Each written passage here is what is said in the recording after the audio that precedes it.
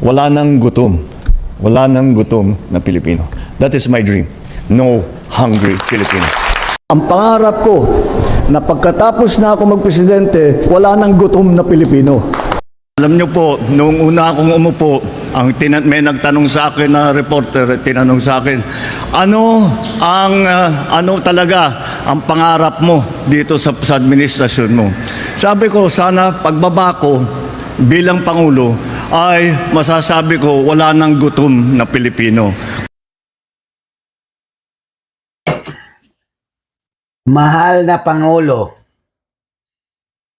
mag-aapat na taon na po kayong nangangarap. Ang totoong dahilan kung bakit maraming mga gutom na Pilipino dahil ninanakaw lang po ang bilyon-bilyon na pera ng taong bayan na hanggang ngayon walang nananagot. Hindi makulong ang mga masterminds. Palagay ko, hindi palagay ko, alam ko, bago magpasko, marami dito sa napangalanan dito ay palagay ko nasa matatapos na yung kaso nila, buo na yung kaso, makukulong na sila. Wala silang Merry Christmas. Before Christmas, makukulong na sila.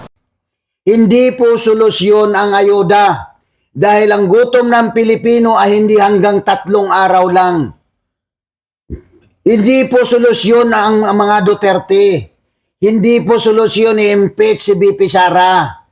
Ang solusyon po ay mahinto ang nakawan at magkaroon ng tama at pangmatagalang programa ang gobyerno upang maibsan ang kahirapan ng ating bansa. Pag hindi ka po nagyasing sa katotohanan at patuloy na lang nangangarap, hindi niyo po ba napapansin?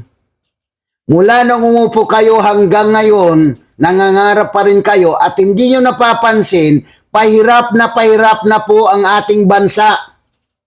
Hindi po tayo umaayos, naghihilalo lang po naghihirap.